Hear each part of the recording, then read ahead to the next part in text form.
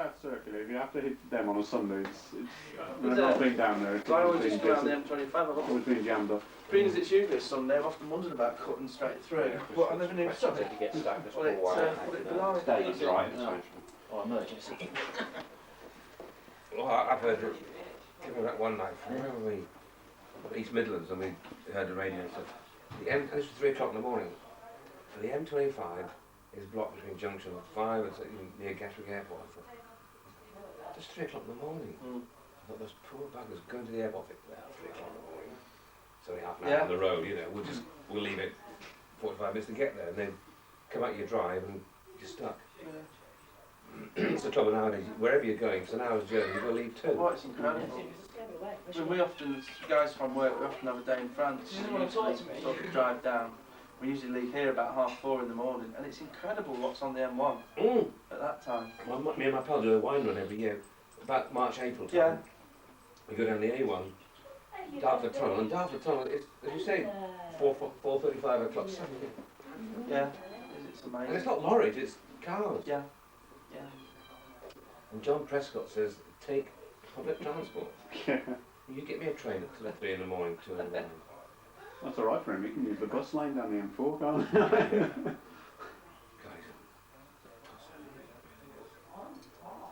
This whole government, I think, is do as I say, not as I do. Yeah. You must do that, but we can do this. Because we're privileged. No, you must queue. We can walk straight through it. Yeah, they're a bit of a disappointment. Yeah, I thought they were going to be really good. Yeah. I thought they were going to be sort of like in between the Labour Party and the Tory, you know, that way. Yeah. Not staunch, let's go on strike every 10 minutes. Yeah. I mean, this business that they're talking about now, and wanting to put government policy into the soaps and telly, I mean, what does that smack of? I don't know, but Gorbachev would be firing. Oh, it's a nanny state, you know, we would help them do that. They're going to give every child a computer or something. No, mentor, isn't it, for all 16 to 19 year olds? Yeah. Someone can phone at my mum says this. Is that right? It's crazy.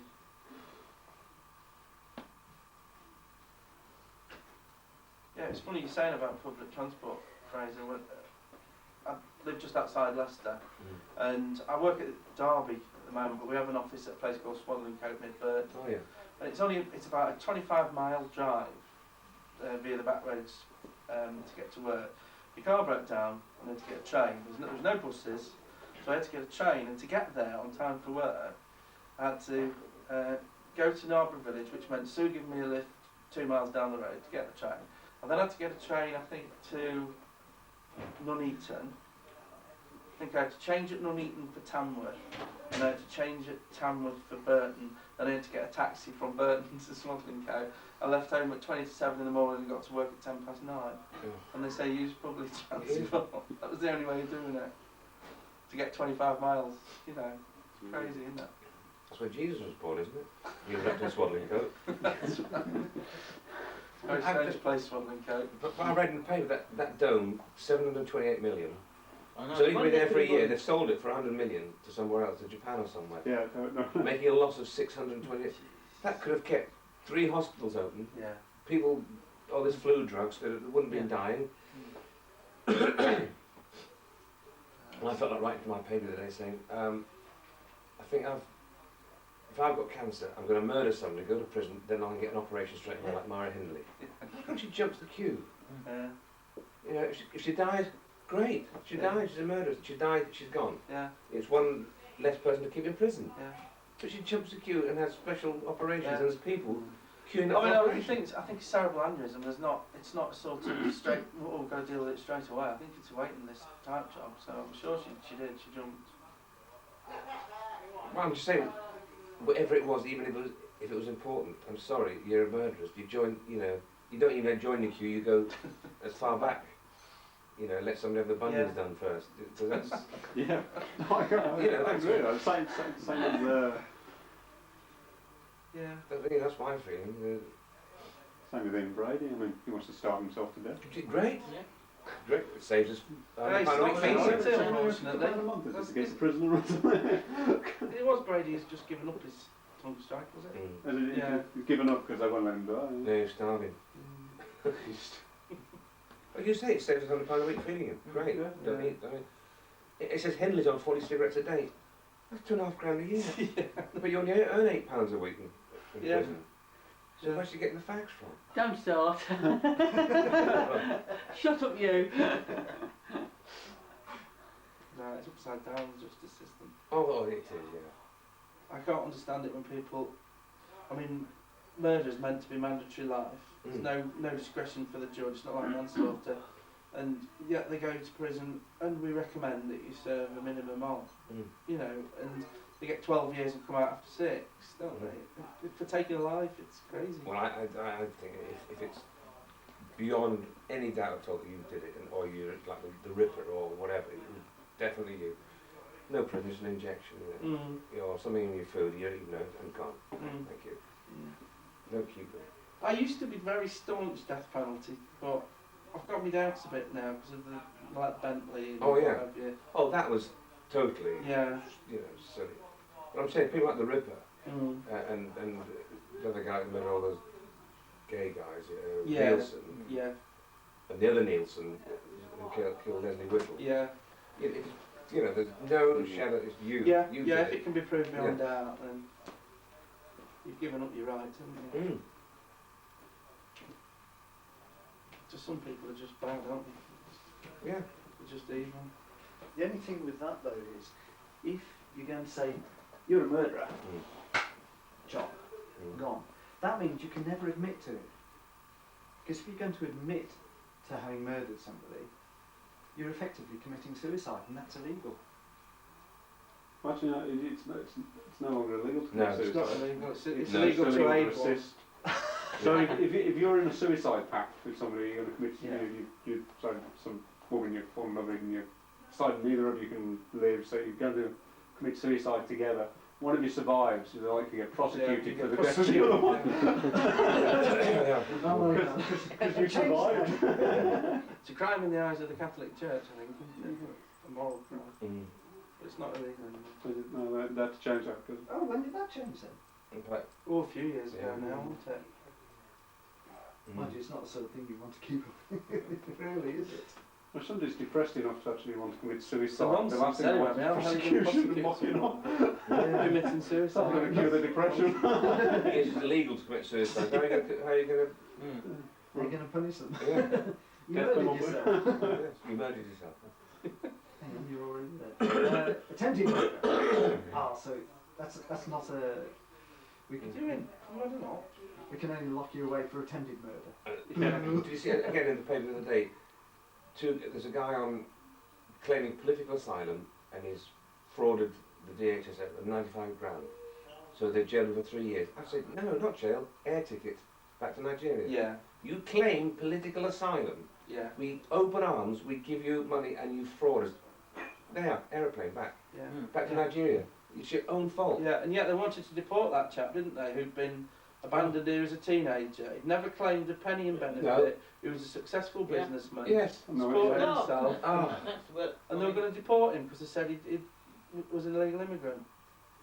And there's another guy from somewhere that he raped 2 girls in Cambridge. Again, on political asylum. They put him in jail. We've got to keep him in jail now. I say, no, you've abused the system. Yeah. You've abused our hospitality. I'll welcome you to my house. But if you rape my wife, am I going to say, oh, thank you very much, here's a bottle of champagne? No, I'd kick you out, wouldn't I? Absolutely. So you should be kicked out of the country. If you did any other country, they'd Yeah. kick you out. Straight, Yeah. straight, Too right. Most other countries wouldn't take it. Yeah, that's it. You want to get that to start with, didn't you? America, you know, and Canada, there would be, you'd be out. Yeah.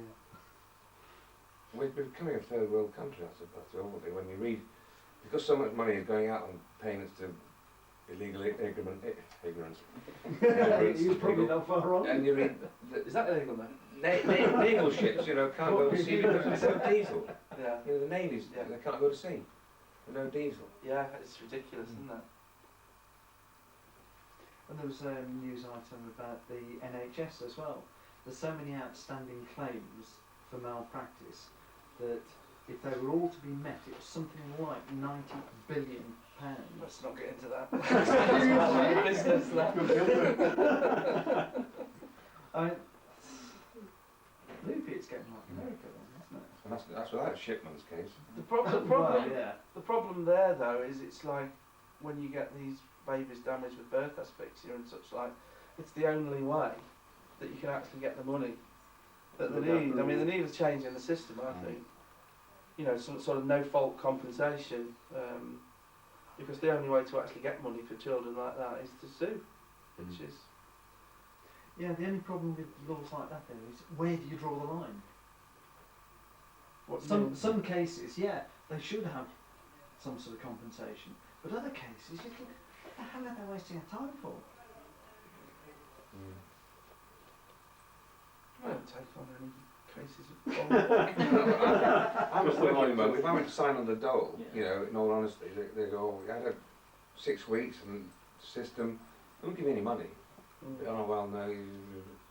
But if I, you know, threw myself and pretend to be Iranian or something, then oh, well, here's £100 to get on with, and there's a house.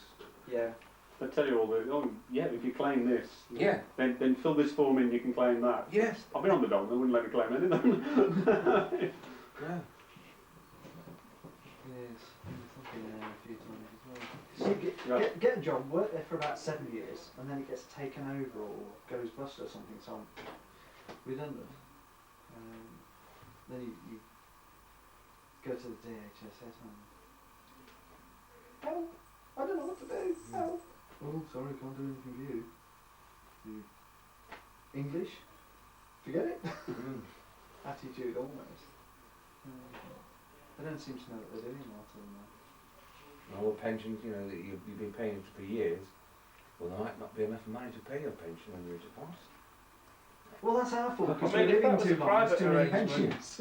If that was a private arrangement, you'd sue the arse off someone, wouldn't Of course, you? yes. Yeah. And also, you're forced to pay it. It's not as though Yeah. I'll stop paying it this month because I'm not working, like Yeah. private pension, you know. Well, no, you've got to pay it. Yeah, you choose to take out your private pension because you don't trust Yeah. anyone.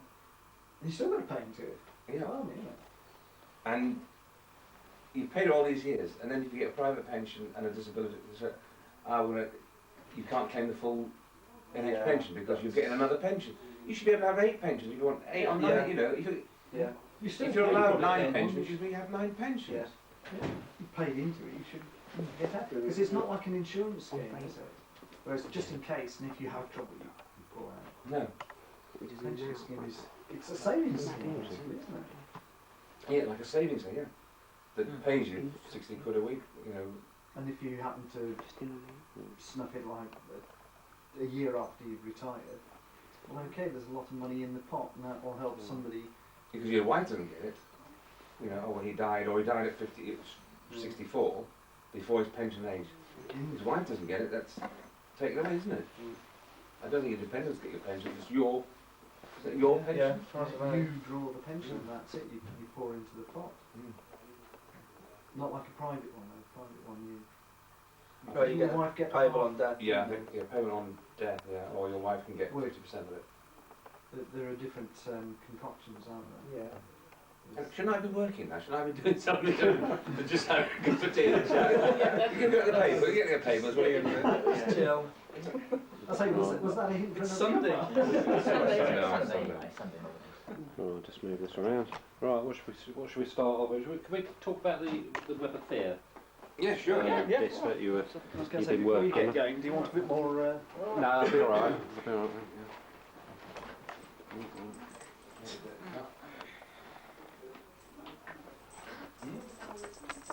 Oh, is it? I was just messing with him.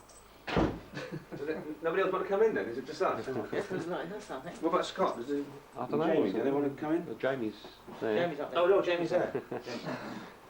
Well, welcome, Frazer. That's Yeah. right, no, it's... That's very nice. I hear you've been working on the CD of the Web of Fear recently. That's right, yes.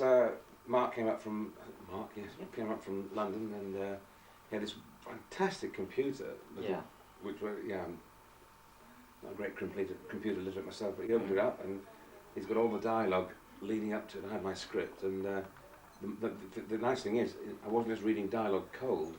He could actually, I could hear on the earphones leading up to it the music, and Patrick going, Jamie, watch out, and then I would be able to, and suddenly Jamie leapt out from behind the crate, Yeah. So you knew you had the atmosphere of the show, and it was wonderful.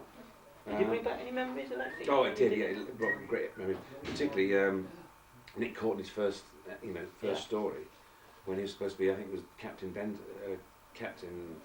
Oates. No, that was the other thing. He then made the Lieutenant Colonel. So it was great because Nick Courtney was... Well, he came in anyway. He was anyway a bit of a mystery character. At one point, I remember when I watched it first, when it was on, that Nick was... You weren't sure whether he was with the intelligence at first. That's right, because they gave it in the storyline, it had worked out that several characters, as the story developed, could have been on the side of the intelligence were being used. And certain of the unit troops... And did you think the newspaper reporter with the square glasses, he could have been? Yeah. There was quite a few people that were around, and it was only as the story went on, gradually people were being sort of removed. So, oh wait, that one's not that. I couldn't be. Or do you think because he's found dead, is he really dead though? Yeah. That was good. Like Agatha Christie, and he comes back later on with a different wig on. Yeah. But no, it was. I'm interviewing you now. So how do you feel? I thought, well, Jack Woolguy was the sergeant. Well, again, you thought. Now he was the one person you thought, no, he can't be. No. But he was. He was it. He was it. Yeah. Intelligence. Yeah. Also, rather. I always like that about those sort of black and white, especially black and white, because it's very dark and. Well, I always think black and white is more frightening than colour. Not because what our stories were in black and white, but you see any movie, the old Humphrey Bogart film, Blood, it's black and white because of black. It gives you your imagination stronger. With colour, blood is never the right colour. It's always too red or too dark. And I think with black and white, you've got this more hidden. The shadows look. When you take the film The Third Man, that lovely appearance of Orson Welles coming out underneath the streetlight. If that was in colour, colour becomes in a way more bland to me. Black and white is more frightening. Yeah, because the images, isn't it? Because you've got the different style of the. You've only got two colours in a way. You've got the shadows as well, haven't you? The shadows are much more. I can always remember black and white. You like much the shadows? More frightening. You like the shadows? Yeah, I like shadows. Well, Cliff Richards, he was. Yeah. I did the shadows out from him in the end. He ended up on his own. That's right. But they're doing the Highlanders as well. But I don't know if they've done. Have they done that yet? The Highlanders. I haven't heard that they've done it. Not from reading from anything. I thought I was doing the Highlanders. Yeah, I can't understand. I don't ask you because it's your introductory story. It was my first story. Yeah. I was also a bit hacked off at the BBC when they got the Troughton years introduced by John Pertwee. Because there's one person that should have done the video of the Troughton years. You worked with Troughton all the way. One story, his first Dalek story. And I thought I could have brought that little bit of stuff in. Now here's an episode where what you didn't know is behind the scenes, Patrick and I were actually giggling because of something happened earlier, but you can't see, a little insight into this scene, But I mean, John Pertwee's a lovely chap, but I just think I should have. Well, you could have brought more insight into the era, couldn't you? And more little anecdotes in a way, But before this scene was shot, what you didn't see is Patrick had fallen over and whatever. Yeah. Or this is where Patrick had a double, because he had in one of the stories, he had a stunt double. Because Patrick done his back in or something and he couldn't run, so he had to get the stunt double to run with me along the, I think it was on the Web of, not where the Secret, when we had to run along the beach, so that was, not the Web of Fear, Fury from the Deep? Fury from the Deep. And so this chap ran and then Patrick's doing it, you're not running like me, you have to run, this sort of funny Doctor Who gait. So the guy did it, and we did it about 2 takes and that was it. Oh, See, I could have brought little things in like that. So what you do really, that is not Patrick. That's the double. Right. Now, talking black and white, did you do things to do with Charlie Chaplin? No, he was never in Doctor Who, no. No, I meant earlier. Yeah, I did a film when I was about 9 days. years old called King in New York. Yeah. And I auditioned with a casting director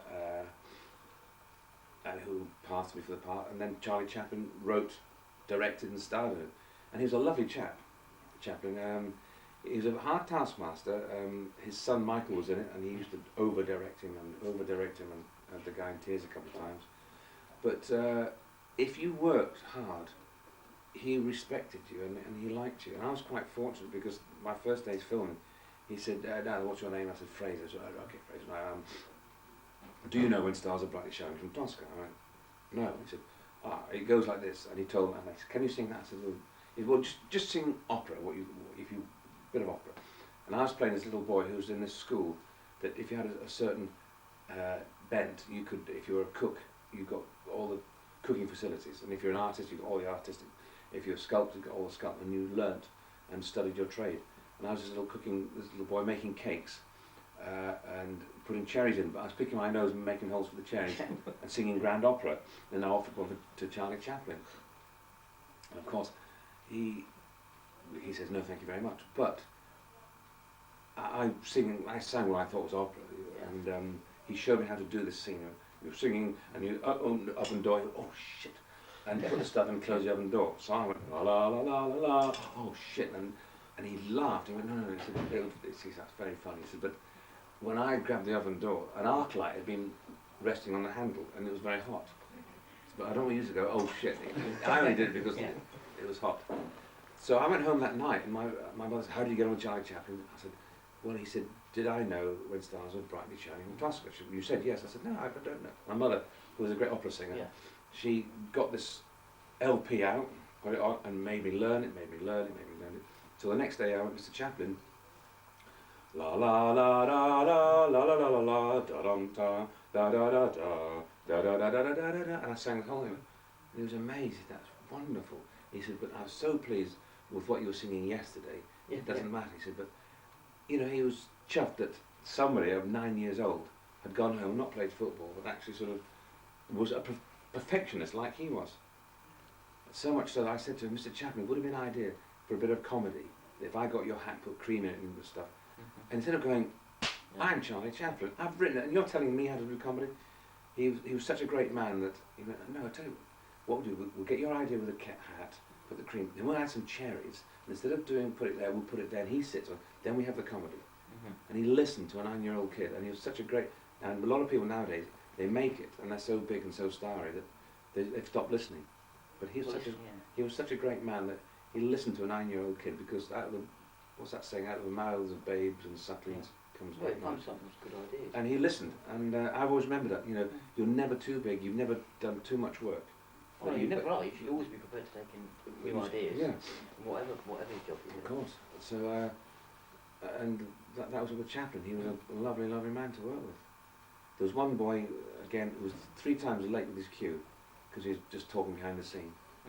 And Chaplin said to the first assistant director, I don't think we'll be requiring that young gentleman anymore in the film. And he was sad. But luckily he liked me. Oh, wow. And it's a great stopper if I'm at a supper party or a dinner party, and somebody says, well, Larry Olivier and Wayne Gielgud, I work with Gielgud. I just said, well, when Charlie Chaplin said to me, and they go, and it silences them, you know. It would be good party stuff like that. It is great party stuff to work with Charlie Chaplin.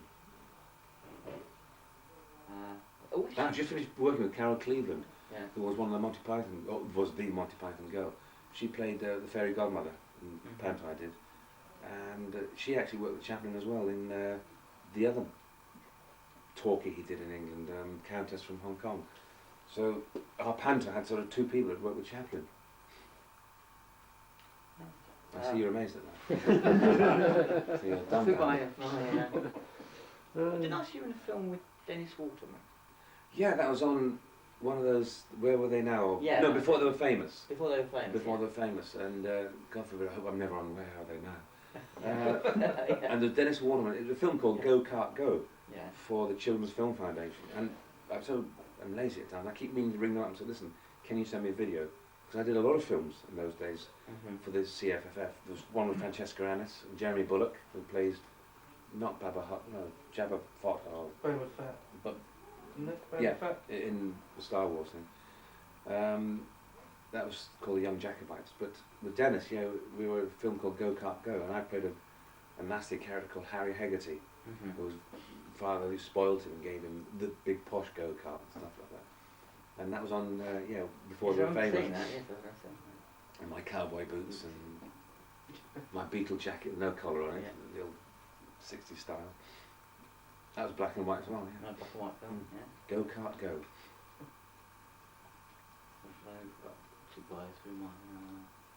Yeah, well, of course you did. Didn't you do a lot of the children's adventures?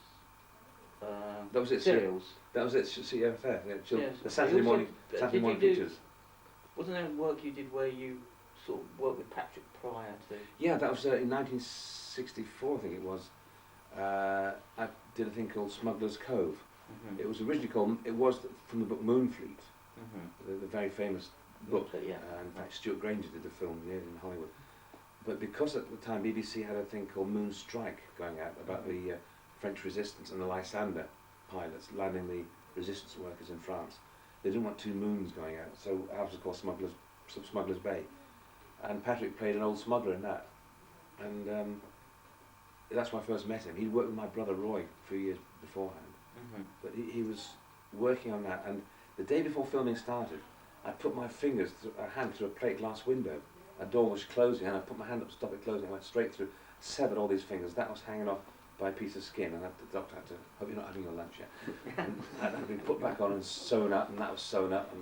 And for the first 4 weeks of filming, I had these great sort of finger stalls on. I mean, when I got to the studio, I said to Chris Barry, who ended up You got the director. producing, didn't he produce? No, Barry Letts produced Barry Doctor Who, Letts yeah. produced it. But Chris Barry directed. I said, look, what am I going to do? Oh, God, what am I going to do with those? These three great. And the prop man came up with a packet of 3, which gentlemen usually have for the weekend. And he said, put those on because it'll cover Yeah. the white up. And I said, I'm not going to walk around. Yeah. Thank you very much. And all the gags and all the jokes were coming out.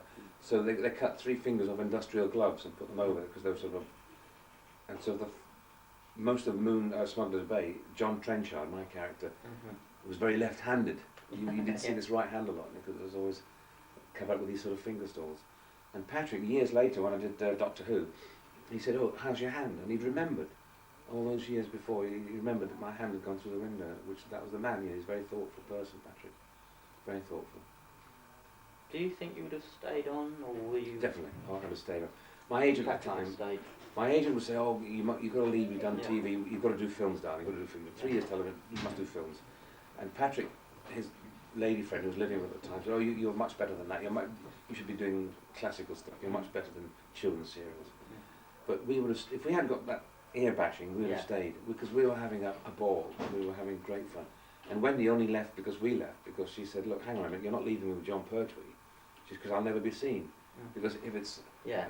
a close up of his head, you'll see the top of my head." Yeah. And if it's close up of me, all you see is his crotch, so they're not going to use that. So she said, "I'll never be in the shop." Yeah. So she left, I was leaving 3 months before Patrick. Well, Because you. my contract ran yeah. out before his. Yeah. And he said, "No, hang on, I'm going to leave as well. Wait, will you just wait?" It was enough?" actually quite nice because you actually all ended off like the end of the black and white era with the war games. It was Mm. actually The end of the black and white, yeah, that's Yeah. right. Because we made knew we were going marked- back into colour. It sort of marked ending spot in the series really from Mm. you go back to its first starting. Yeah, So because we that knew we were 60 going into colour yeah. because we went up to Colour. So it to really, Television Centre. in some respects, you, although it worked out, like, actually for some people like myself who watched it all over the years, it made a sort of point of, Mm. the Radio Times actually put it, the sort of Doctor going out in a blaze of glory, That's yeah. which was quite nice in a way. But that's why when we did the 2 Doctors, Yeah. I think it was a lovely idea. I think it was Peter Moffat's idea to start in black and white. I thought that was very And good. then Yes, I like that. blend into the Yeah. colour. We start off in black and white. And I'm sure a lot of viewers thought, "Oh God, the 2 Doctors are going to be in black and white." But when it started, I didn't think when I watched it, "Oh, it's black and white." I thought, I sat down. I didn't think, "Oh, it's No, I black and didn't white." actually. When I first saw that, I just thought, oh, I mean, the 2 Doctors could have been in black and white. I don't think Yeah. anybody would have complained. Yeah, it would have made a bit of history as well, I think, at the Mm. time, wouldn't it? Because that was quite the trend towards the end of the 80s, that they were going back to making more black and white. But that's why Basically. which was not in the script, Yeah. looking at that. It said, Jamie's looking at the scanner and said, "What do you think that is, Doctor?" And I changed it, "Look at the size of that thing, Doctor."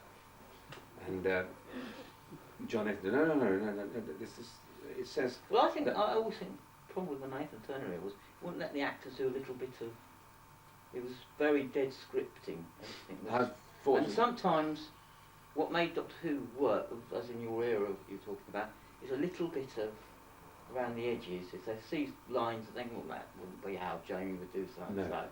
Sometimes the actors can see something in that the writers would not have noticed. That's right. And saying, "Well, if you did it this way, this is how he would react." Well, I had a line in the 2 Doctors when I'm listening outside the window, and I dash back to the the two doctors and Perry. And in the script it says, Jamie says, "Oh, I heard Jacini talking, and he's turned into an androgen." And I said, Jamie wouldn't say, he doesn't know what androgen is. He'd never heard of the word. So he would say, she said she was going to be an angry man. Because that's what he... Yeah, but that is keeping interpretation of your character Exactly. to what it should be. Yeah. Not Suddenly he's all seeing, all knowing. Yeah, exactly. And that was always another good thing about Jamie. That you always, throughout your performance of Jamie, you always kept it that level. And you always knew that Jamie would be the innocent one in certain areas. Because that's why Zoe and you worked well. Because there were some areas which Zoe wouldn't understand. No. Because of her sort of high intelligence. No. Whereas you would come up with some sort of something and she's, well, how do you know that sort of thing? And yet between the two of you, that actually made a very good combination. Yeah. As companions. And even though some of the lines might have been, "Oh, that's a cheap gag." No, it wasn't a gag, but it was the truth. That's how Jamie would hear. And again in the two Doctor, and with JNT, with Patrick and I, we were very dogmatic about our characters because we'd done them. And JNT, well, no, you and Patrick and I said, no, trust us. Yeah. It works. This will work. Trust us. Yes, but it's not a cheap gag. Trust us, it works. There was another point when we have seen the new Doctor, Colin Baker. We've seen that tube where Dastari's going in that tube. And then we see Patrick going the same, and Colin Baker says, "Oh wait, I am he, and he is me, therefore we are we." And I just ad-libbed at rehearsals. So if he is you and you is he, who will I be? And of course we all laughed, and Jane turned, "All right, yes, you can say that. Yes, it's funny, but yeah." Because that's a Jamie line. When he said, "I am he and he is me, who will I be?" Because Jamie thinks, "Oh, are we all going to swap characters?" So we were lucky that J&T actually did sort of say, "Oh, gone," and because that was our characters. And I didn't want Jamie to become all-knowing and all. People said, "Why did you keep the kilt?" I said, "Well, if I get rid of the kilt, suddenly I You're not Jamie, are you? You're not Jamie. I wear a pair of jeans, and then suddenly I wear, I might as well wear my own jeans. Then I wear my own cowboy boots. And in the end, it's Frazer Hines. Yeah, but you lost the character. You lost the character. I've always felt Victoria should have stayed in that. Well, she should have stayed in sort of the crimpling or that sort of Victorian feel to her. It's for her to go short miniskirt, although it's swinging 60s. The Doctor in his baggy trousers, Jamie in a kilt, and this girl. She wouldn't. And it would have been quite interesting. No, Victoria goes showing an ankle. Yeah, and also it would have made an interesting class because she'd have come into sort of like the 20th century stories that you did. Yes. And you'd have had her saying, and it would have made an interesting. Showing her ankle. And the crinolines getting caught in the lift doors and things like that. Yeah. Really, rather than sort of slipping. I mean, the knickerbockers were great because again that was the +4s in the Yeti story because that was. Well, that was you could get away with because that was Victorian women did that's right, sort of wear that kind of thing, so that wasn't moving too far away from the. But the going back, I was saying, you asked me one question, I answered 5. Yeah. Me saying, "Look at the size of that thing, Doctor." And Jamie, no. Jamie says, "Look," and Patrick says, "Da." At the beginning of every story, Jamie always says, "Look at the size of that thing, Doctor," because that transpired from a Dalek story when we saw the Emperor Dalek. Yeah. And we came in, and this huge Dalek, half of this was right up to the ceiling of the studio with all the pipes coming out. That Emperor Dalek. Yeah, the Emperor Dalek. And my line was, "Look at the balls on that, Doctor." He's here. And we just laughed and laughed. Yeah, you could have killed. And in the end, we couldn't. And the director was tearing the hair out. And in the end, I said, "Well, how about?" I said, "Look at the size of that thing, Doctor." And, and nobody laughed. Yeah, we'll do it. Pitched to go with that one, yeah. So then we tried to show, every time there was a news story, Jamie always somewhere had to say, "Look at the size of that thing, Doctor." And the viewers began to expect it, Well, it's nice if you've got lines that people feel familiar with. Yeah, familiar with. And Jamie always said somewhere, "Look at instead of it's a big spaceship, look at the size of that thing, Doctor." And then Jamie, that was Jamie. Jamieisms. Jamieism, yeah. What with the change? I mean, after Doctor, you did Emmerdale for many years. That's right, yeah. Again, did you keep Joe Sugden on the same sort of rules as the stories went on, or were the script writers more inclined to after a show in while, different well, directions. in a soap, after about sort of 8 years, you know, Yeah. the script writers then find out what your hobbies are, or what you do in your private life. Like if you play golf, and they might sort of bring golf into your character. I was riding it as a jockey at the time, so they made Joe point-to-point jockey, which a lot of farmers are. You know, Yeah. they're riding point-to-point. So Joe became, you know, a jockey and point-to-points and stuff. So that was, you know, they bring little things like that. Yeah, because that was quite good. Because I remember you when you had sort of with Kim Tate.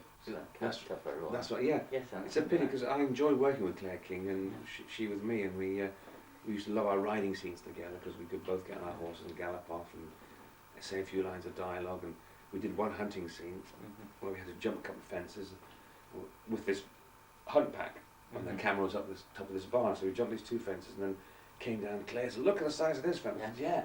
You got to go for it." I said, "It looks a bit big." She said, "Oh, come on, don't be a whip." So we were all right, and we jumped this huge fence, pulled up, break for lunch, and we said to the camera, "Did you get that?" She said, No, I lost you as you went behind that tree." Oh, dear. I'm walking back to the canteen, we walked past, this is the fence we jumped. It was 5'5", and it was about 2, you know, hunting crops. We thought, Christ, we jumped that? Now, if they'd shown it to us first and said, "You jumped it," and then you jumped, we would have, not jumping that, but because the blood's up, and you go, "Yeah, we'll go," you jump, you know, right, the size of this fence. We went white, Claire and I. Shit, can't, you know, jump that. But then, and my character worked for her at the farm, you know, it was great. And then when the plane crash came and killed all the horses, and then you weren't going to work with Claire anymore, you know, that was one of the, like I call it, a nail in the coffin, you know, I wasn't enjoying work so much. And various things started to happen, and I just thought, well, you know, I just got married as well. And then the hours were getting longer, so I thought, well, I was getting home at night and just having a TV dinner, learning lines and getting up in the morning. And my wife said, "This is what married life's going to be like." And so something had to give. So I gave up Emmerdale. But if I ever went back now, you know, I'd stay in Leeds during the week filming, because I was coming home. Because you talk during the day, you talk all day, you talk as a character, you talk at lunchtime. You get home at night, the last thing you do is talk. And I was having a bath one night, and my wife came and sat there. "Tell me about your day." I said, "Can't you say I'm just trying to relax? I want quiet." She went, "Oh, all right." And I thought, well, this is not right. So if I did it again, I'd stay, you know, so you could go back to your hotel room, have a bath, half an hour, then, right, I'll speak to the wife now, "Hello, darling," you know, but you don't want that the minute you walk in the front door. Got any tins, you know, while you're thinking? Oh yes, we've got the tin. While you're thinking? While we're thinking. Right. Where do these questions come from, you know? Well, what happened was David, we had Wendy Padbury twice, and he only does an interview once. Yeah. So we thought, well, we'll put some questions in a tin, Right. and take them out and just, you know, either answer them or leave them alone, or if they're too risque, you know. Oh, whatever. sure, right. Right, what's the question? What is the most recent video or CD you have bought? The most recent CD is, because I don't buy videos, you know, go and rent. I used to go through phases of renting videos once a week. This CD was a Dolly Parton, the grass is always bluer. Because I saw her on a country western show, and she was doing this, she's gone into bluegrass with, you know, the banjo stuff, and so I got that just before Christmas. I've got it in my car now, and that's because my wife said, "Dolly Parton, you want a Dolly Parton for Christmas?" I said, "Yeah, I want the CD for Christmas." And so I went and bought it myself, and she said, "Look," she said, "Oh, that was one of your presents under the tree." I said, "Well, I didn't think you were going to buy it for me," so I bought it. So she went and bought herself Pet Shop Boys and stuff. Right. Let's see what else we have.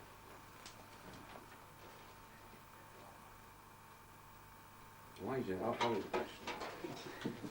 What's for lunch today? What's for lunch? Well. He's been plotting that. Or have you ever stolen anything? Have you ever stolen anything? Well, I think everybody in this room was probably sometime somewhere. When I was a little boy of 9 and 10, we used to go to Saturday morning pictures, you know, watch, you know, sit in the 6B seats and see the serials. It used to be Flash Gordon. Those horrible. Repeat those on. Yeah, and those spaceships with fireworks, sparkling coming out, and then wire, and it goes as it lands, and they could take him to the laboratory. I also think they'd take him to the toilet. Yeah. It's an American way of saying laboratory.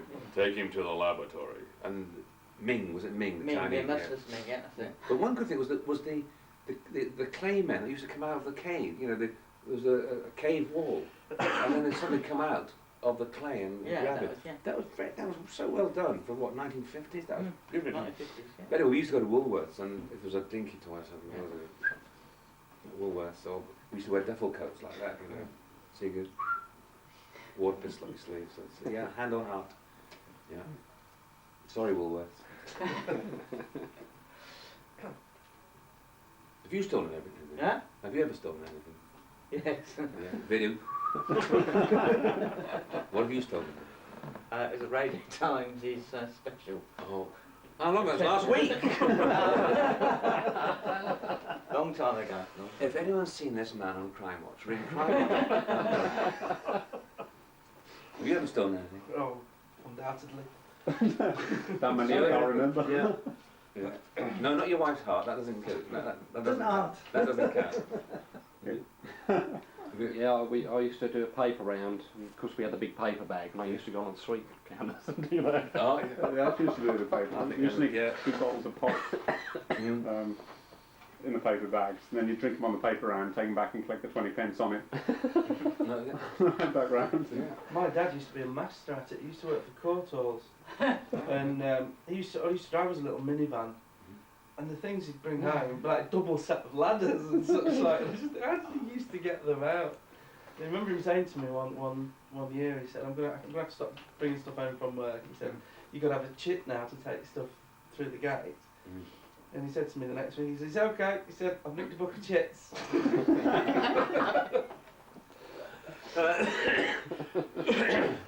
Well, I used to think my dad made light bulbs and toilet rolls. He used to bring those home. Light bulbs, toilet rolls. Yes, that was when my dad became a caretaker. We used to get light bulbs and toilet rolls as well. And he worked on the ships. No, my grandfather worked on the ships. And when they came to the dock, he would get the ship's cat and put it in a suitcase. And he'd walk down to the customs. He said, what's in the suitcase? There's a ship's cat. Take him to the vet. There. Yeah. He said, it's a ship's cat. I'm taking it to the vet. He said, don't believe you. He'd open the case. The cat would hightail it back up the gangplank, back to the ship. He said, thank you very much. Now I've got to catch a little bugger. He'd go back to his cabin, put all the whiskey and the booze and packs, close the case. He said, now, oh, it's a ship's cat. All right. He said, Very good. Right. right. What is the most frightening thing you have ever seen? The wife's mother and curlers. The most frightening thing. What frightened you most? Income tax bill, I think. Yeah, okay, that frightens everybody. that brown envelope, OHMA. I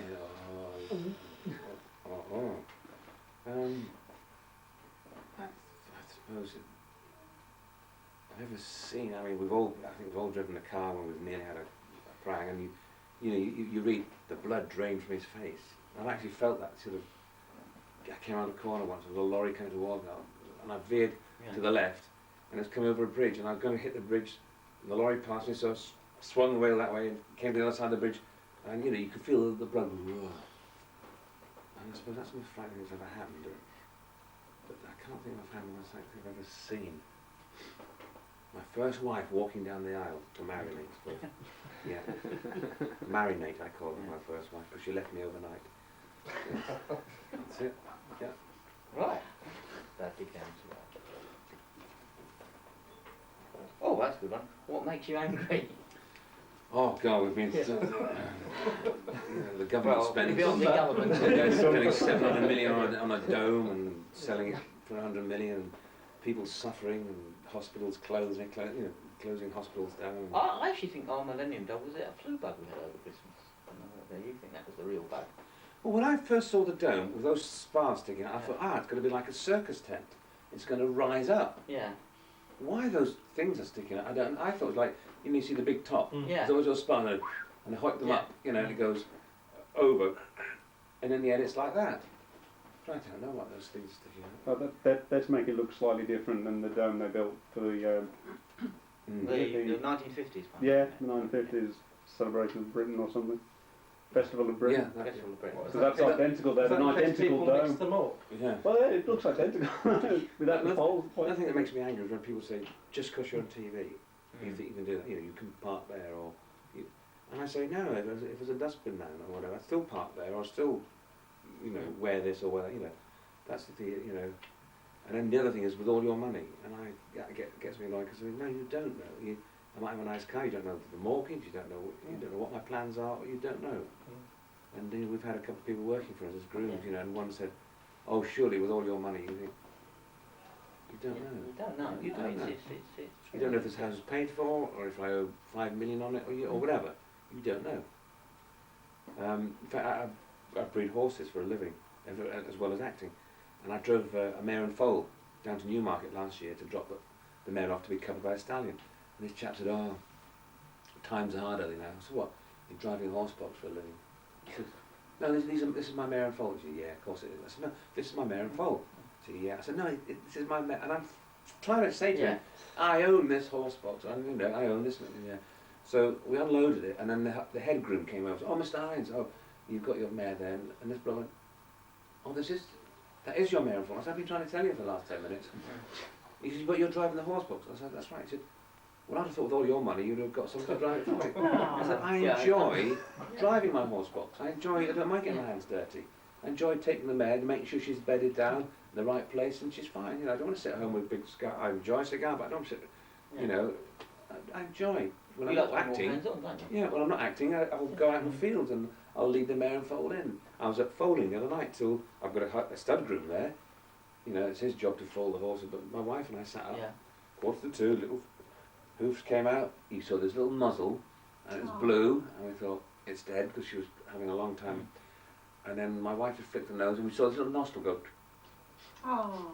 So we went, heave, I'm saying to this mare, I'm patting her hoof, going, push, push, push, push. She went, push. And the little head came out there, and we ripped the bag open, and this little thing started to breathe, you know. You can't buy that. I mean, I could have been in bed, or I've got somebody to do it for me. My wife likes the stud groom, but no, I enjoy, hands on. It's good, that is. I think that's the way to do it, really. Yeah. Next question. Well, this could be up your street. What is the best joke you know? The best joke. Can we have two categories, clean and not? Now, my favourite joke, and every time I tell it, my wife, she's heard it a million times, but she still loves it, is there's a guy walks into a pet shop, and the bloke behind the counter says, good afternoon, sir, can I help you? And the bloke says, yes, have you got a parrot for sale? And I'm behind the counter, hey, are you taking the parrot home here? He says, yes, how much the parrots? He said, well, we've got a parrot for £1. We've got a parrot for £2, and we've got a parrot for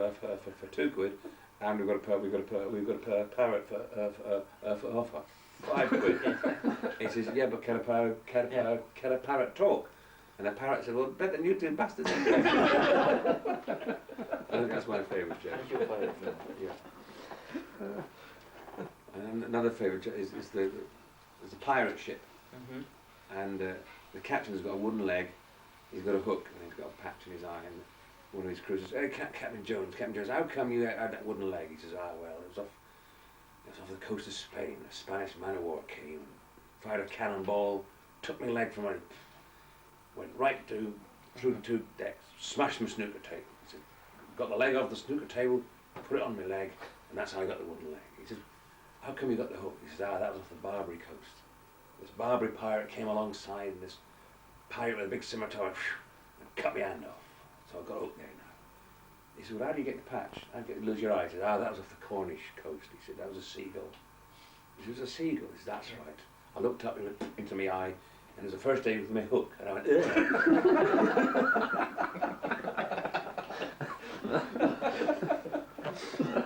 That's my two favourite jokes. And the next one is, which of the That's a long question. deadly sins you indulge in most of? What are they? Anger, sloth, Envy, pride, lust. pride. God, I suppose. To be honest, I think we all have a bit of it. We all, there's days when I can get out of bed. Yeah. I've slept for 9 hours and I come down, all the horses are fine, and read the papers, have breakfast, sit in the settee. Oh, there's an old movie on. Mhm. I can sit on a Saturday afternoon, watch the race, watch an old movie, I can be very slothful. Mhm. You could then be envious of people. Oh, look at that, he's married to her, isn't she beautiful? I mean, with this, I think we all nip a bit of. Well, a bit of Yeah. everything. Yeah. There's also that envy. Never be envious, because envy only hurts the envied. So I suppose I don't envy. Well, no, I think probably with the envy one is it's not to be.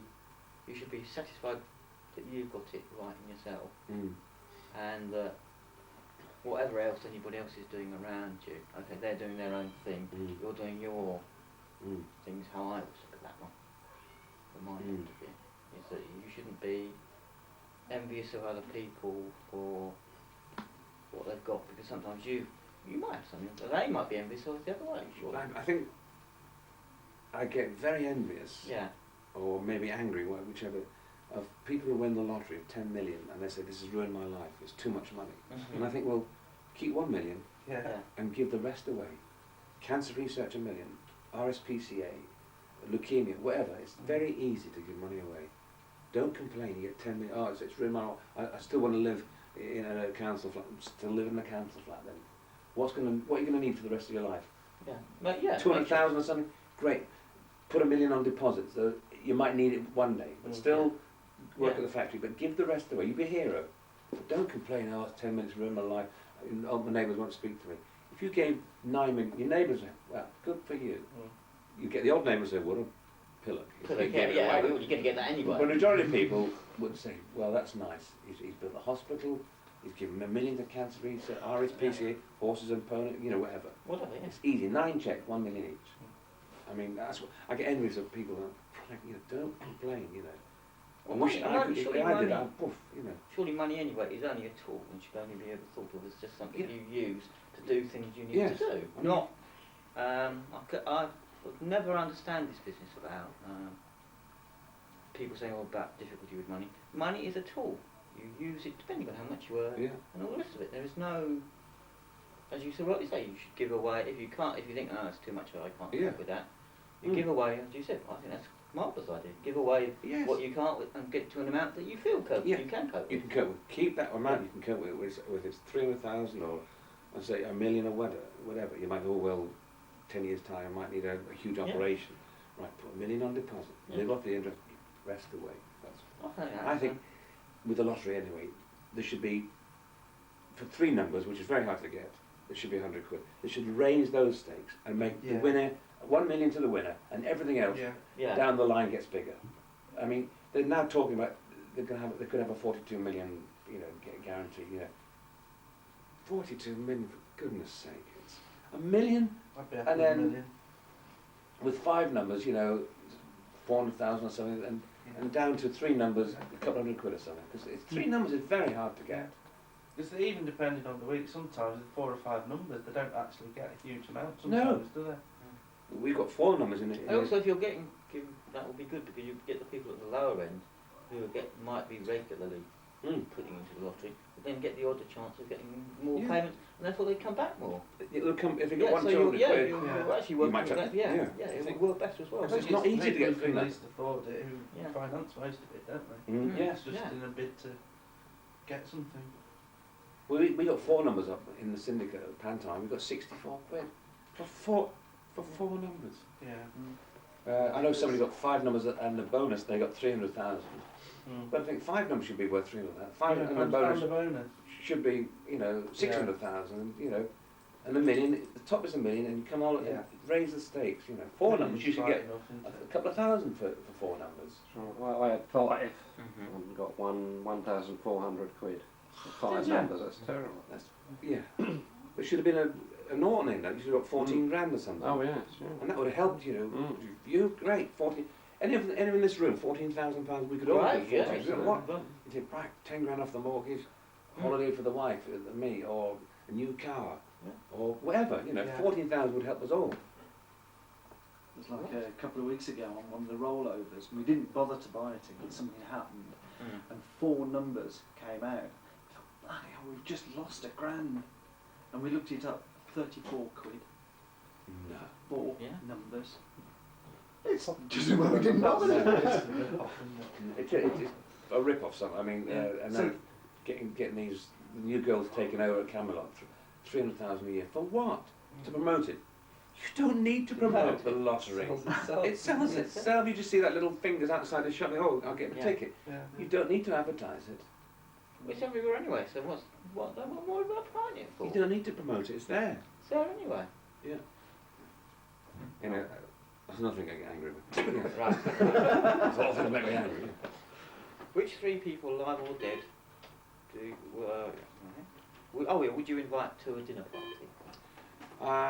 Right. Which 3 people, live or dead? I'd like to invite Jesus to see what he was really like. Mm-hmm. I'd like to see what If it was true, or yes, Yeah, yes, if it was true, or could he Yeah. turn the water into wine, or was it Yeah. something that happened, a magical mystery thing? Lady Diana, I'd like to see again. Was she this misunderstood person, or was she, yeah, because to me there Yeah. seemed to be 2 sides. was to she it, this wasn't saintly person, or was she Well, I thought it was 2 sides to yes, it, and that I wanted think got her own way and wanted her own way? yeah, and was it? It was the 2 sides of her that you saw one side, but there was also another side. Yeah. It was And I never myself sort of thought, well, yeah, but everybody has 2 sides, isn't it? It's not No, that straight. The media nobody's like that to always PA no, the that media PA always, version. will always spotlight on one particular thing, but no one person, and anybody in this room as well, Mm. has got several different sides to them. Yeah, definitely. And she must have had other sides to them that we would never have been aware of. No, definitely. You can't just believe the PA version. No, of it. I never do. I, from a young age, I forget about it, but I always said, never read what the papers say, but don't believe it. Not and get. I always try and get various different opinions on something like that. Mm. I think I you've do, got to try and get, or somebody who knew them as a person, not Yeah. with a particular view. I Mm. don't know what you think about that. No, I've done, obviously met a lot of Yeah. famous actors, and you see this persona, and it's great. And then you can see them get angry, if something's gone wrong. Yeah. And yet people see this, hello, well, come on a Parkinson's show, and it's Yeah. wonderful and marvellous, and laughs and jokes. You think, no, behind that, there's a side to everybody. And John Wayne, he was my hero. I liked it.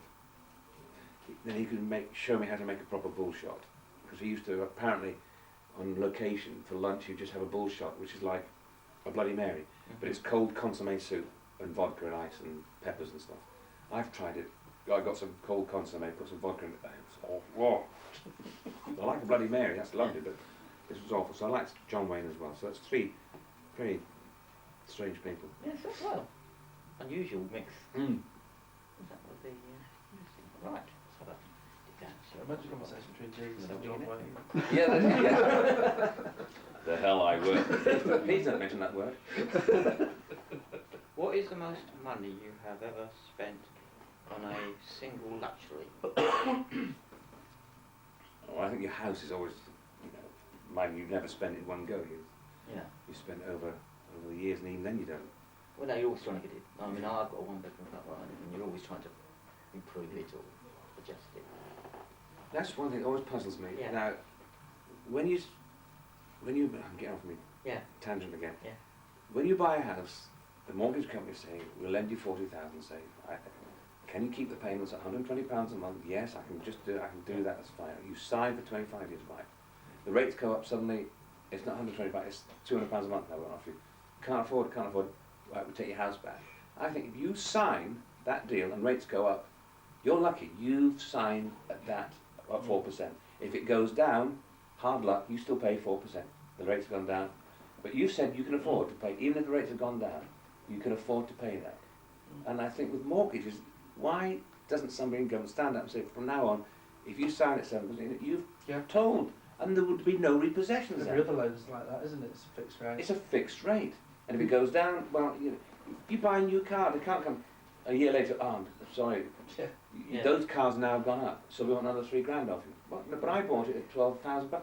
No, they're now 15,000. You go to a restaurant, you have a steak and chips, what's it, £5, right? Bill, £8. You make, well, price of meat went up while you were eating that stuff. Hang on a minute, I told you, I said I could afford £5.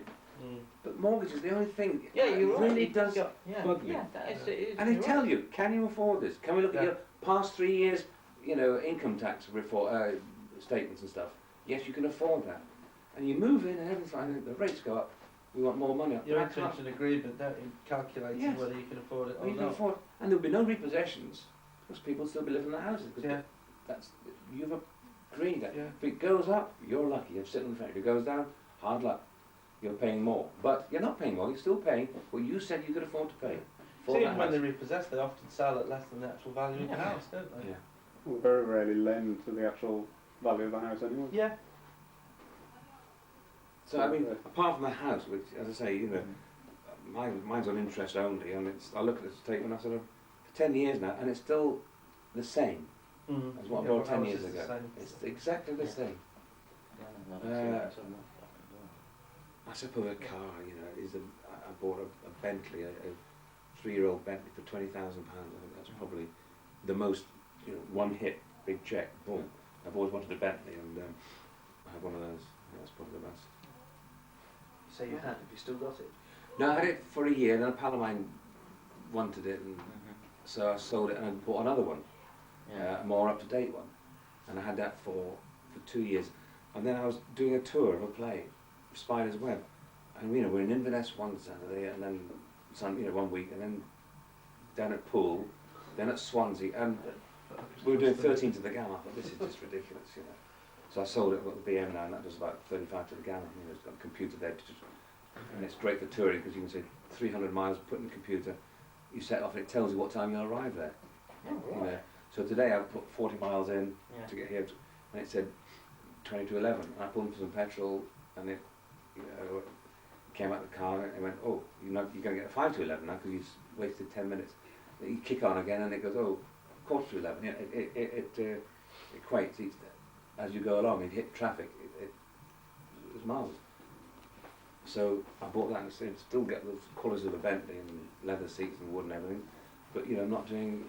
I'll just put every other day filling up. And that Bentley's nice if you can afford to have one at home, and just for Sundays and high days and holidays, But you can't be a working actor, I think, unless you're a Michael Caine or something like that. Out of all the cars that you've had, what was your favourite car? Crikey, I think the first Bentley, the Bentley 8, with the sort of wire mesh grille. Maybe it's because I always wanted a Bentley, there's that sort of thing. They've all had a bit of, I think they've all had a little bit of favouritism. I suppose the Bentley would be the first one. Because my first Bentley, that would be the car. It was wonderful, with a little thin steering wheel. That would probably be it. My favourite. I'm not a total car freak or anything, but what was your first car? My first car was a Morris 10-4, which was a square, it looked like an Al Capone car, and it had the water temperature gauge on the radiator at the front, so you could see it going up and down. And it was a real old sort of gangster sort of car, and that was my first car.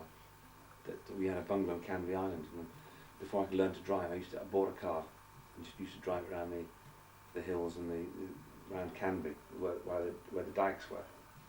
So that was my first car. It was a lovely old car. Great fun, your first car.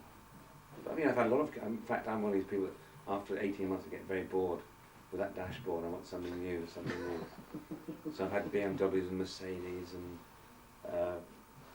Bentleys and stuff. My wife thinks. To be honest, I wish I could have bought a Mini and ran it to the ground, bought another Mini, because I'd probably have £250,000 in the bank. Since I was 17, the money I spent on cars. If I'd had one car till it fell apart and bought another. But I've just, I've swapped and lost money over the years, because you never make money on cars. The Bentley's the only car I've ever made money on. I bought it for 20,000, ran it for over a year and sold it for 20,000. To a pal of mine. And he was quite happy to pay that. It's the only car I've ever made money on. Oh, right. Well, this one will get you. Right. What was the last person to send you flowers? I think that applies. I think that was aimed at Wendy's. Well, no, Send chaps flowers these days. I think it'd be my wife, actually, Yeah. when I was opening night for Spider's Web last year. Yeah? She sent me a bunch of flyers. You know, this is for your dressing room. Yeah, just to brighten up your dressing room. That's nice. God, I bought champagne. Oh, yes. What part of your body would you most like to change and why? My fingers have nice nails. Mm-hmm. You know, I bite my nail. Well, that hand's not too bad. I bite my nails. Yeah, mine aren't bad. So I wish I could have Yeah. lovely nails. So I change my fingers.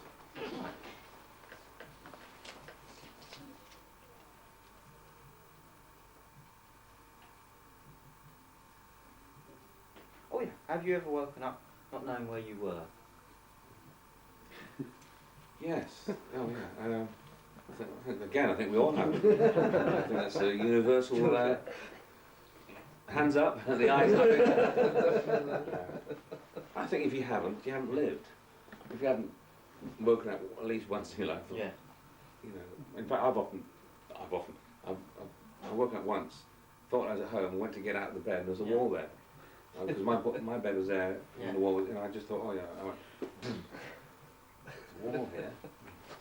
Mm. Mm-hmm. It's worse when you don't know where you are and who you're with. Oh, that's the whole thing. What's the whole thing? I've never been to bed without being woken. I've woken up with it. What is your favourite item of clothing?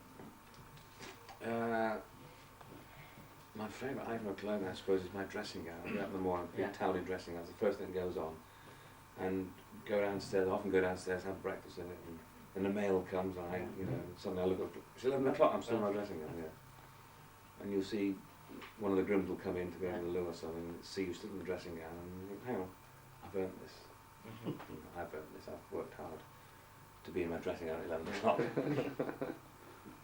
I guess, yeah, that'd be it. I've got a nice suit that I often enjoy wearing as well. Mm-hmm. Right. Let's see what's next. Oh yeah. Have you ever written a letter of complaint? If so, to whom? I have written to traffic warden when I was actually, I went to a friend's house in London, and they live in Victoria, and I parked the car, opened the boot, got a suitcase out, I thought, I'm not going to leave the boot open with another suitcase. I closed the boot, went into the house and said, hi there, I'm here, how's everything, how's the babies, you know, how's everybody, hello there. Went out, and I got a ticket. Within 4 minutes I got a ticket. And I'd actually put 2 wheels on the pavement to sort of like tell them I'm not going to. And I got a ticket. I was like, literally, must have been 4 minutes. And you have to cross the pavement to get to his. He's got a parking space in front of his house, but you have to drive over the pavement. So I wrote back saying, no, I'm not paying it, you know, because I was 4 minutes. They wrote back saying, your wheels were on the pavement, and we're discouraging people parking on the pavements in Victoria because it cracks the thing.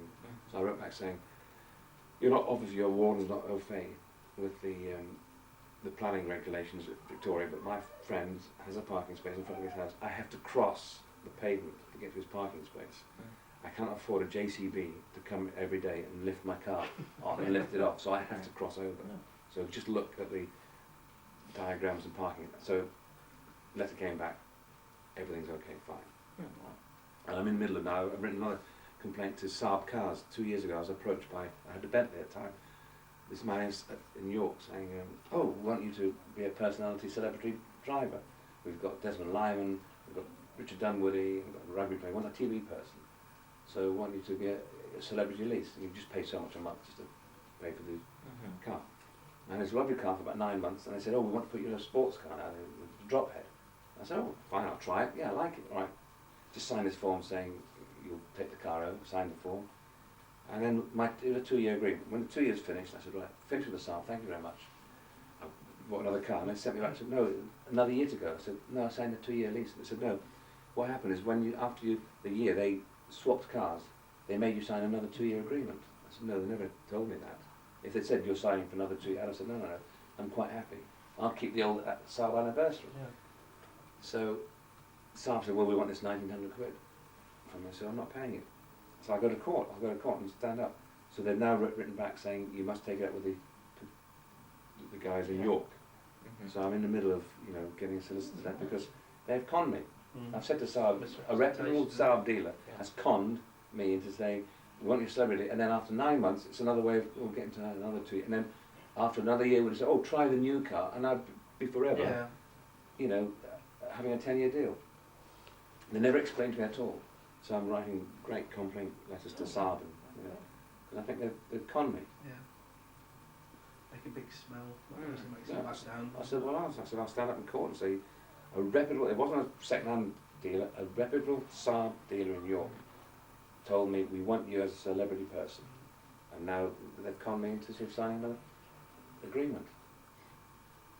I mean, they said, but didn't you read the agreement? I said, have you ever read an agreement? You'd be there, and you turn over, there's all this small print, you'd be there for 3 hours. But if somebody said, look, just sign the bottom line, it's okay. You're just saying you're taking the car over. Yeah. And that the payments are a bit more, but never mind about that. You know, fine, you just sign it. Because I trusted him. So,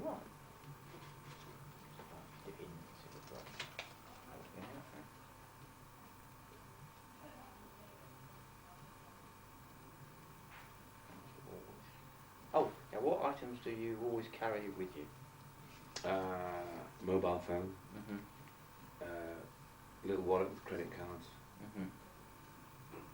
and that's it. That's it. No. Well, money, of course. Money, well. Oh, we'll well, it's not royalty after all. Well, Right. it does carry cash. Yeah. Right. Well, have you ever asked somebody for their autograph? And if so, who was it? Yes, my father was a great fan of Jimmy Lindley, the jockey. Mm-hmm. He always backed him, always liked him. I met Jimmy Lindley at a charity do, and I said, would you sign this autograph to Bill, my father? And he signed this autograph, and that's the only one I ever asked for my dad.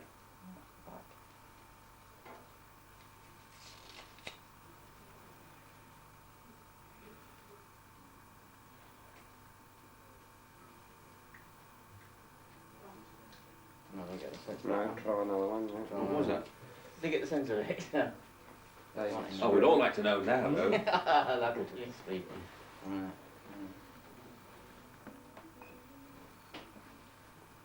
Where's Scott? I thought Oh, well, you- who was the best Bond, in your opinion? I think the early Connery. Connery? Yeah, Yeah. I think so. Yeah. I think most people think Connery. Yeah. was Yeah, I think so, yeah. I mean, Roger Moore was... Who do I give up? 007, License to Grow. I think whoever plays Bond is such a fortunate part.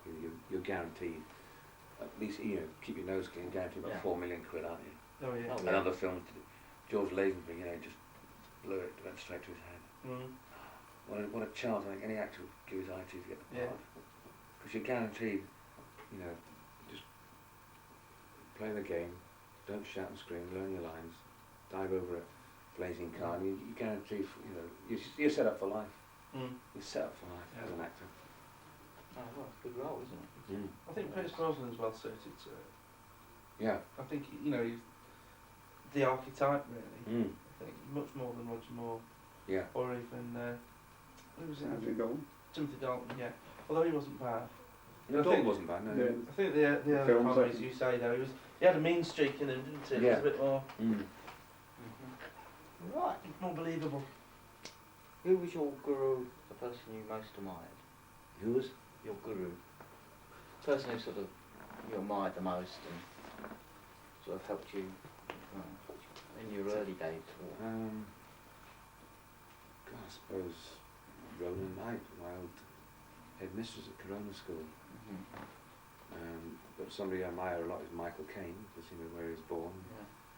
and where he is now. You know how he's done that. You know, from being just a struggling actor, he was offered a part in Z Cars. You know, years, and he had the belief in himself and the courage of his convictions to sort of, when most actors would think, a year's work, you know, start and buy a house sort of thing. And he said, no, I'm going to hang out for better work, and he did.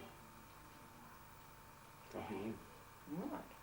I like the fact he says that he's made a lot of bad films as well, doesn't he? Yeah. Okay, but he's totally realistic about yeah, it and made a lot of bad films, but That's did it for the how money, yeah. put money on the table, as it Yeah. were. Made some good ones as well. It's a cracking movie. Get Carter's excellent. Oh, yeah. Right. What is your favourite book?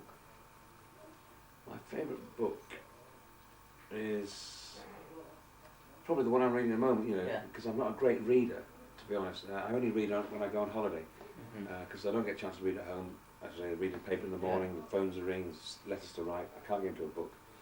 And I don't read fiction. I read biographies, you know, like David Niven or Michael Caine or James Mason or whoever, famous jockeys, trainers. Pardon me. You know, I read biographies because I can equate. Oh yes, I remember that horse. Yeah. Oh, I remember that. Yes, I was there that horse. So the one I'm into at the moment is probably my favourite. There's no book I go back to and read again. Right. Films, Farms and Fillies. That was a good book. Yeah, right. Did you bring some copies with you? I haven't got any left. No. Did you get the message? Yes, I did. I got the message, but Well, good that you didn't really, because I mean, I had a copy from last time. So. yeah. No, I've been trying to get some more, but they said it was discontinued. I thought, well, why?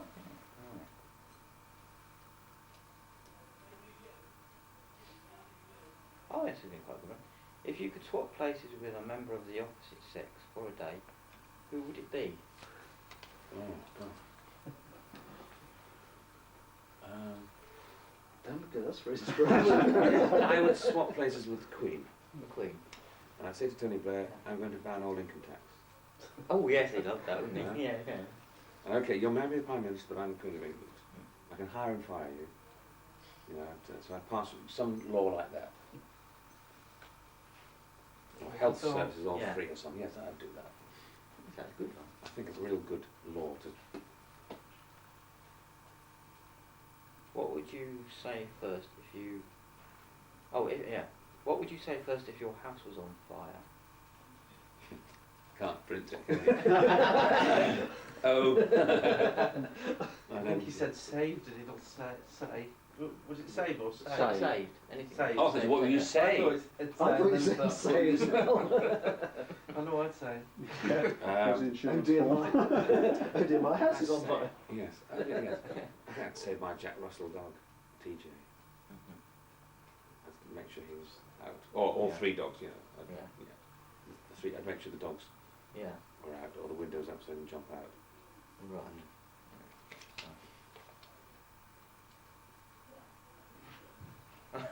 Good one as well. I don't think you could write. Do you follow any soap operas?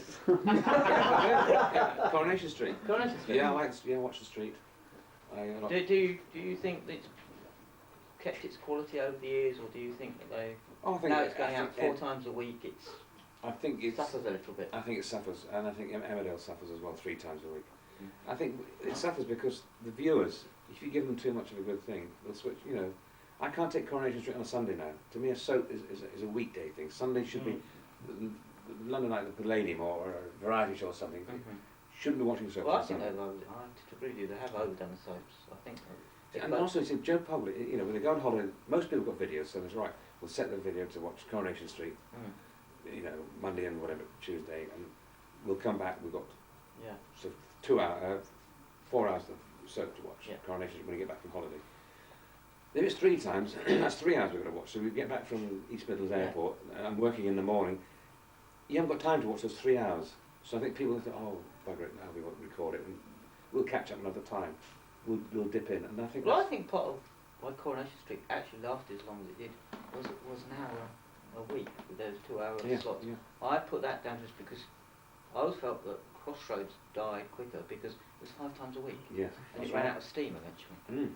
And you know, a lot of people have left Coronation Street and said, you know, we can't rehearse anymore. You can turn up and set Yeah. and do it. There's none of that sort of bonding with something. Let's do that scene again. We're going to do it tomorrow. That scene. Let's do it. You know, you say this and I say. There's no working. It's just all right. We'll just do it. And as Emmerdale, I think, suffers as well with 3 times a week. But isn't it also because now that they're expecting the actors and actresses to go through it a lot quicker Oh yeah, that's right. Oh yeah. as well, you're not able to, when you were doing things just that little bit slower, That's right. You've got to do. improved in performances. Yeah, the performance improved because you had to do it. You had time to do it. Now it's quick. Yeah. You know, we've got another Yeah. 3 episodes to get in. We've got to rehearse on a Sunday. Rehearse on a Sunday. You know, well, we're shooting big scenes tomorrow. You know, I mean, even if you had Sunday off and you're filming Monday, your Sunday's ruined because you've still got maybe 29 pages to learn for tomorrow. So not really a Sunday off. And did you think, I mean, having worked in the soap opera side of it, and looking back, say, what was the difference between the production values of working in the 60s, like in the Doctor Who Oh, there's more setup? time to do it. You rehearse on a Monday, Tuesday, Wednesday. Well, you might film on a Monday, Yeah. rehearse Tuesday, Wednesday, Thursday producers run, Friday tidy it up, and Saturday do the show, and then Sunday off. And you had more time, and the accountants weren't running television. Now the accountants are running television. Well, the accountants running everything, Mm. aren't they? Yeah. I think the writing suffers a lot as well when they're trying to churn it out. Yeah, of course it is. Yeah. People they start putting things down that you look and you go, well, that character wouldn't have done that. They wouldn't have That's said right. that. He wouldn't do that. Some of the characters change. you Yeah, know. yeah. He wouldn't do I it. find that just irritating. Mm. Well, also, they seem to be pushing storylines through Mm.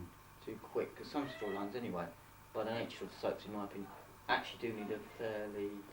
The time Dingles were, to- yeah, the Dingles were popular, and so Emmerdale fell on the trap of there's got to be a dingle in every scene. Yeah. So Yeah. there was Dingles at the farmhouse, Mandy Dingle behind the bar, Dingle worked with Pollard, every scene had to have a Dingle. Dingle, the other Dingle worked with Kathy, you know, in the end you go, oh, Dingledale Farm. Yeah. And It now was a bit like the Master in the Pertwee era, wasn't it? Like every story had to have the Master in, Mm. and half the time it was as though he was just Just tagged on, wasn't he? You know, Yeah. you didn't need it. Yeah. Weird. Any more? Right, yes, that's all, plenty more. Got more to go, yeah. I think the whole bunch. through them all, Owen. I was going to say, that team was Some glucose tablets. Mm. I'm in trouble reading it. Oh, that's it. This is a good one for talking about what we talked about earlier. Are things in the world, in general, getting better or worse? Worse. We've done that, haven't we? Yeah, We definitely. don't, yeah, we did that at the start. Definitely worse. I mean, I'd love to have been my sort of fame in the sort of 50s when the Jack Hawkins films, and, you know, and you know, there was 12 cars on the road, you know, one car in the street, and the Brighton line. You go on the Brighton Bell, it's a lovely old railway. First class travel was, you know, first class travel. There was. I went down to Yeovilton there, the Air Museum down there, and there's one of the early flights of the Atlantic, passenger aircraft going to the Atlantic. And there was this table set with a tablecloth and 4 chairs, and there was the 4 passengers sitting in these wicker armchairs, and the waiter's got this wine bottles. Is this the wine you order? I thought, there, that's flying Atlantic. Yeah. And the plane was probably like that Yeah. anyway. Yeah. But now we're flying Atlantic with plastic Yeah. knives and forks, and Yeah. we're supposed to be improved. Yeah. And that's how they used to fly. You know. There's It's a program on. Cram everybody in. Isn't it the trouble now is everything's being speeded up on it? Oh yeah, speed up, get more in.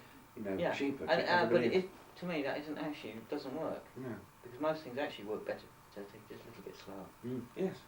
There was a program a while ago where it had these the flying boats that used to do all the Oh, runs in yes. Africa and Egypt, and like you say, it was like sitting in a restaurant. That's right, Like yeah. that. And Just there was a stunning. bedroom downstairs. You go downstairs to Yeah. bed, and there was little beds made up and bunks and curtains. You just close your curtain and you'd sleep, Yeah. and you'd land at somewhere else and get out and have a stretch your legs. And it might take 2 days to get to South Africa or America, but you know Yeah. that's the way to travel. And America, they used to have the Boeing Strato cruisers. Again, they were huge, upstairs dining room, downstairs again little bunks. Yeah. You know, and now we're like that. What's the biggest lie you've ever told? If you've ever told a lie, I love you. Yeah, We've all done that. we'll do that one.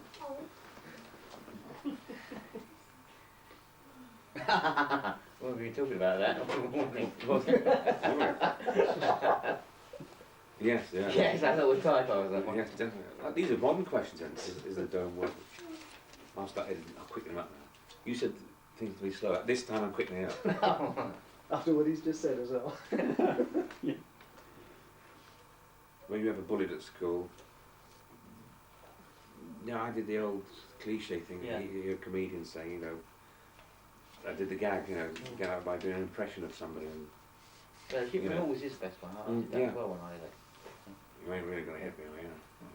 Do a bold guy or whatever in those days. What's your most treasured possession? My life. Is it my most most treasured treasured, possession? Right. What is the biggest lie you've ever been told? I've just given you that Yeah, one. give that one, haven't you? There's another one. I Yeah. just said what the biggest. You're not listening, see? Was You're that just the- reading. That's No, the no, biggest no, lie the- that you've ever been told. Oh, That been you've told. someone Been else. Probably the You same sort thing. of-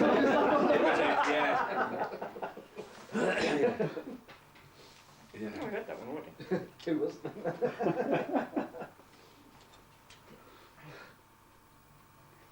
it? Is Elvis still alive? Oh, Definitely got to reach the bottom of the team. yeah, I think, yeah.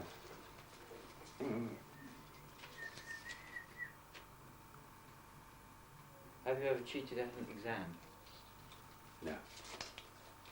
No, because mainly they're acting exams. I didn't take any sort of 3 hours exams at all. It's like minimal.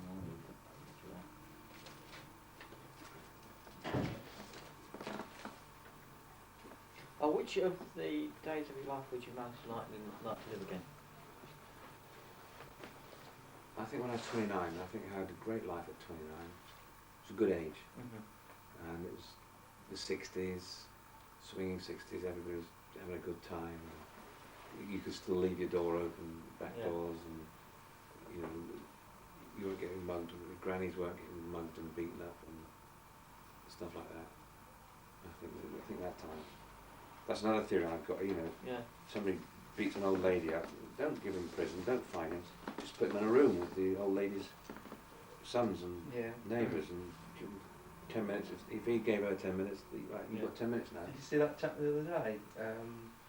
Pensioner who used to box in the Navy, and I think 2 lads tried to rob him. He beat him out. Yeah, Oh, yeah, good. yeah, I saw that. Oh, I think wonderful. he was in his 70s, this old fella. Oh, good for He him. was a boxer when he was young. Yeah. I was gonna say, did he get done for assault then? No. No. That's Yeah. unusual. Isn't it just? Reasonable Yeah. force.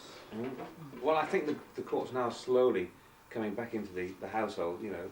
Like, well, I wouldn't have hit him with a shovel had he not been in my lounge That's right. nicking my telly. Yeah.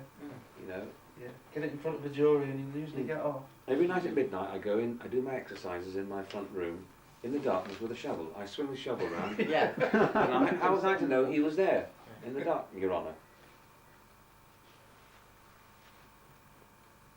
Can you remember your first fan letter? No.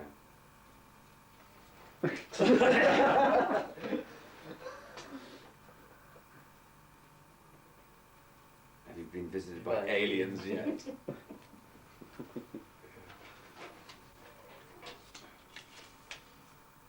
Do you believe in Jack the Ripper? Yes, he's doing my laundry. Do you have a recurring nightmare? Recurring nightmare? No, don't think so. Well, I was going to ask me what was your favourite meal? what was or is? What is your favourite meal? Yes. The one I'm having in about 5 minutes.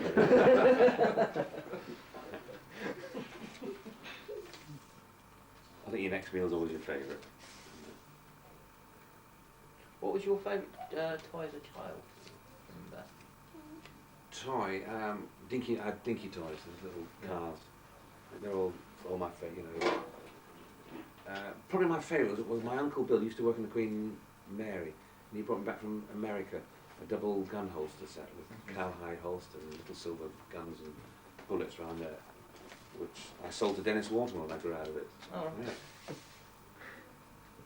Last week.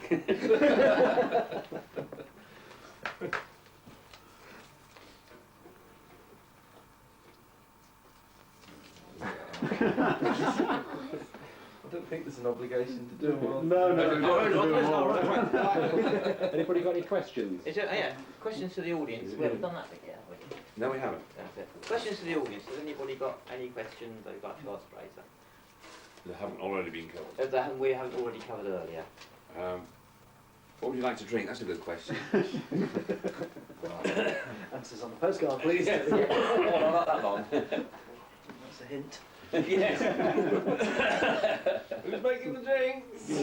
Yeah, be ready soon. We were aiming to eat about 1 o'clock. It's 1 o'clock. Few minutes yet. Yeah.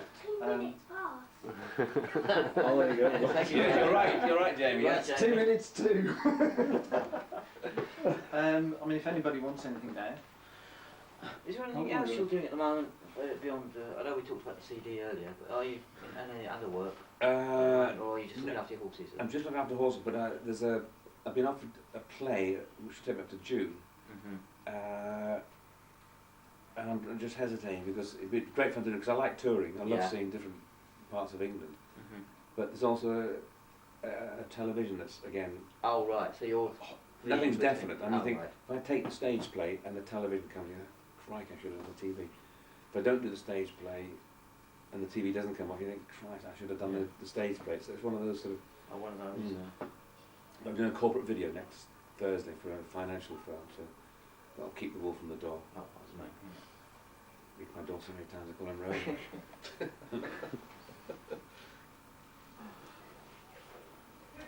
Right, anybody have any other questions? No? Food, Nice. drink. Taste running out. Right, food, drink. Yeah. All the questions at the end are always the problem. It's easier to do it as you go along, isn't it? Well, we covered the house service and the dome. Well, practically everything. I was going to say, we could rerun the first hour, couldn't we?